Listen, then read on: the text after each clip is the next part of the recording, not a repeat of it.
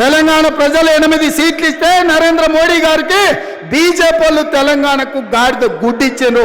అందుకే ఈ తెలంగాణ అభివృద్ధి జరగాలన్నా, ఈ తెలంగాణలో ఎడారులుగా మారిన భూములు పసిడి పంటలతో పచ్చగా విలసిల్లాలి అంటే ఇందిరమ్మ రాజ్యం రావాలి.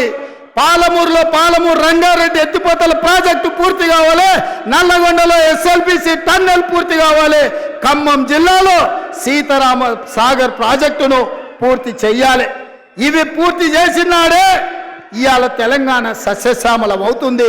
ఈ తెలంగాణ రైతుల కళ్ళల్లో ఆనందం చూస్తాం. అందుకే మిత్రులారా, మీడియా మిత్రులకు కూడా నేను ఒక మాట చెప్పదలుచుకున్నా. హరీష్ రావు గారు సవాల్తో పాటు మా బట్టి విక్రమార్క గారు ఇవాళ ఒక సవాలు విసిరిండ్రు. 100% మా బట్టి గారి సవాల్తో నేను ఏకీభవిస్తున్నా. వ్యవసాయ రంగమైనా, సాగునీటి ప్రాజెక్టులైనా, లేకపోతే సంక్షేమ పథకాలైనా మా పార్టీ తరఫున బట్టి గారు, ఉత్తమ్ గారు వస్తారు. హరీష్, కేసీఆర్ ఎవడెవడు వస్తాడో, లేకపోతే బామార్తులు బిల్లా రంగాలు వస్తారో, ఏ సెంటర్ అయినా, ఏ చౌరస్తైనా, అమరవీరుల స్తూపమైన మే సిద్ధం. మీకు సీము నెత్తురుంటే చర్చకు రండి. 10 ఏళ్ల మీ పాలన, 8 నెలల మా ఇందిరమ్మ పాలన మీద సత్త పెడదాం, సవాలు చేద్దాం. తెలంగాణ సమాజాన్ని న్యాయం చెప్పమని అడుగుదాం. ఒడ్డు పడుకున్నాం కదా అని, టీవీలు పేపర్లు ఉన్నాయి కదా అని నోటికొచ్చిన అబద్ధం చెప్పి ఈ అబద్ధాలని పేపర్లలో రాసి ప్రజల్ని మభ్యపెట్టాలనుకుంటున్నారా? ఇవాళ నిజంగానే హరీష్ రావు నువ్వు చెప్పింది నిజమైతే, కాంగ్రెస్ పార్టీ పేదలకు అన్యాయం చేస్తే నువ్వే సవాలు విసిరినావు కదా, సిద్దిపేట రాజీనామా చేస్తావని రాజీనామా చెయ్యి. సిద్దిపేటలో నువ్వు ఎట్లా గెలుస్తావో నేను చూస్తా బిడ్డ.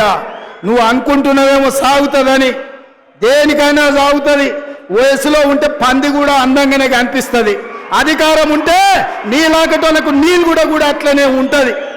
ఇవాళ అధికారం పోయింది కదా, ఇప్పుడు తెలుస్తుంది నీకు నొప్పేందో, పేద ప్రజల కష్టాలేందో. అందుకే ఇవాళ తండ్రి ముఖం సాటేసిండు, ఫామ్ హౌస్లో వండుకున్నాడు. ఇవాళ ఆయన ఫామ్ హౌస్లో నుంచి బయటికి వస్తలేడు. బయటికి వచ్చినోడు వీడు అబద్ధాలు చెప్పుడు ఆపుతలేడు. అందుకే మిత్రులారా, అప్రమత్తంగా ఉండండి. అయ్యో పాపం అని సానుభూతి చూస్తారా అంటే నాగుపాముకు నాగుకు పాలు పోసినట్టే అవుతుంది బీఆర్ఎస్ వనిగిన మళ్ళీ దగ్గరికి రానిస్తే.